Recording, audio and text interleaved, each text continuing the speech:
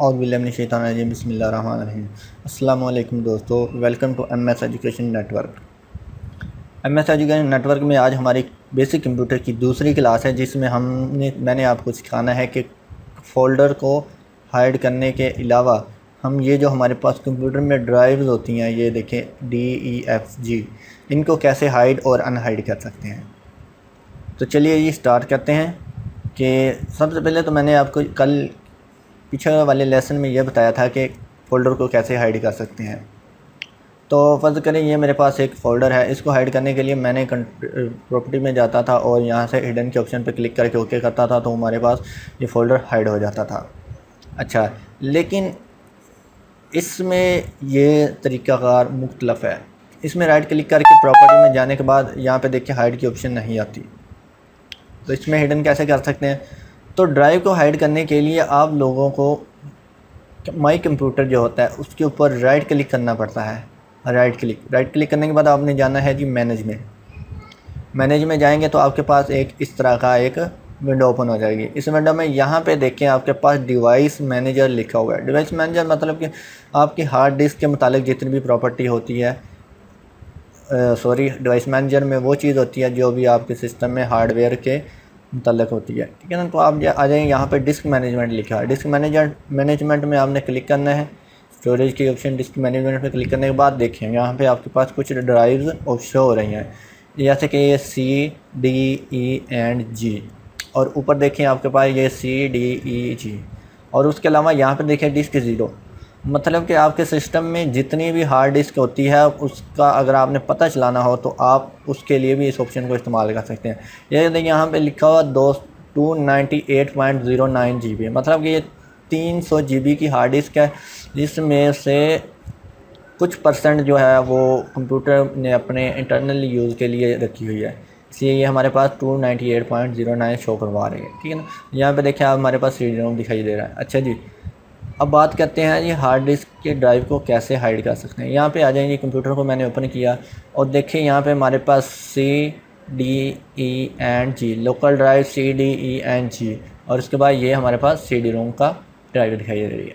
अच्छा, ये हमने हाइड करना चाहते हैं ये G वाली ड्राइव, तो उसके लिए क्या है कि माई कंप्यूटर में क्लिक किया, राइट क्लिक किया, मैनेज में जाना है। मैनेज में जाने के बाद क्या करना है, डिवाइस डिस्क मैनेजमेंट पे क्लिक करना है, और उसके बाद ये देखें अब हमारे पास ये सारी ड्राइव्स आ चुकी हैं।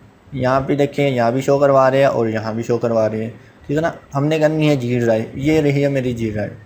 इसको मैं सेलेक्ट करता हूँ और राइट क्लिक करना है आपने। राइट क्लिक करने के बाद यहाँ पर लिखा हो change drive letter and path. तो याद रखिए फॉर्मेट नहीं करनी है आपने, अगर आप फॉर्मेट करेंगे तो आपकी ड्राइव में जितना भी डाटा होगा वो सारे का सारा डिलीट हो जाएगा। तो आपने क्या करना है, यहाँ पे change drive and later path पे क्लिक करना है। क्लिक करने के बाद जैसे ही आप इसके ऊपर क्लिक करेंगे, यहाँ पे देखिए आपके पास नाम आ जाएगा G। तो इसको आपने क्या करना है, यहाँ से रिमूव कर देना है। याद रखें आपने रिमूव करना है। अच्छा, यहाँ से आप रिमूव कर रहे हैं, इसका नाम चेंज कर रहे हैं। ये देखिए वार्निंग दे रहा है कि आप क्या कर रहे हैं, करंटली इन यूज़। आपने क्या कर देना है, यस कर देना है, और यस करने के बाद देखें यहाँ पे अब C, D, E बच चुकी है। यहाँ पे इसका नाम कोई नहीं है, ठीक है ना। मतलब कि ये अब एक किस्म की हाइड हो चुकी है। तो अब हम माई कंप्यूटर को ओपन करके देखते हैं, तो यहाँ पे देखें हमारे पास G ड्राइव शो हो रही थी, वो यहाँ से गायब हो चुकी है, मतलब कि वो हिडन हो चुकी है। यहाँ पे देखिए D, E, C और ये।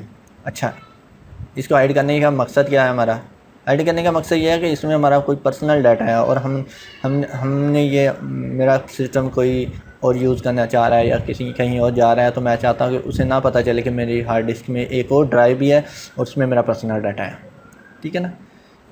तो फ़ोल्डर को भी आप हाइड कर सकते हैं, लेकिन आपने अगर पूरी ड्राइव को हाइड करना हो तो इस मसले। अच्छा जी, अब इसको दोबारा से वापस कैसे ला सकते हैं हम। दोबारा से वापस लाने के लिए फिर से आपने वही तरीक़ाकार अपनाना है कि माई कंप्यूटर के ऊपर राइट क्लिक करना है, आपने मैनेज में जाना है। याद रखें मैनेज में जाना है, प्रॉपर्टी में नहीं जाना। मैनेज में जाने के बाद आपने फिर से जाना है जी डिस्क मैनेजमेंट में, और डिस्क मैनेजमेंट में जाने के बाद थोड़ा सा वेट कर लिया करें, क्योंकि ये थोड़ी देर लेता है ओपन होने में। अच्छा, डिस्क मैनेजमेंट जैसे ही आप क्लिक करेंगे तो यहाँ पे देखिए अब इसका नाम कोई नहीं है, ये वाली हमने हाइड की हुई है। इसके ऊपर फिर से मैं राइट क्लिक करता हूँ, change drive letter and path, इसी के ऊपर आपने क्लिक करना है। क्लिक करने के बाद आपने यहाँ पे ऐड लिखा हुआ है, ऐड पे क्लिक कर देना है। और इसका जो अब अगर आपने ड्राइव का नाम चेंज करना है वो भी कर सकते हैं। मतलब कि ये देखें यहाँ पे जी है, जी की जगह पे आप अगर और कोई ड्राइव का नाम रखना चाहें, मतलब कि क्यू रखना चाहें वो भी रख सकते हैं, लेकिन अगर आपको जी चाहिए तो जी कर लें। ओके कर दें जी। फिर आपने क्या करना है, अब देखिए वो क्या कह रहा है कि आपकी एक ड्राइव बन चुकी है। ओपन करते हैं, ये देखें मेरे पास जो ड्राइव डिलीट हुई थी वो वापस आ गई और इसके साथ क्यू लिखा गया है, क्योंकि मैंने इसका नाम क्यू रख दिया था। यहाँ पे आए जी, ये देखें मैंने यहाँ पे क्यू कर दिया था। मैं राइट क्लिक करता हूँ, इसको जी ही रहने देता हूँ, चेंज कर देंगे, चेंज भी कर सकते हैं हम। ये लें जी हो गया, ओके कर दें और यस कर दें ये, और फिर से यस कर दें और ये।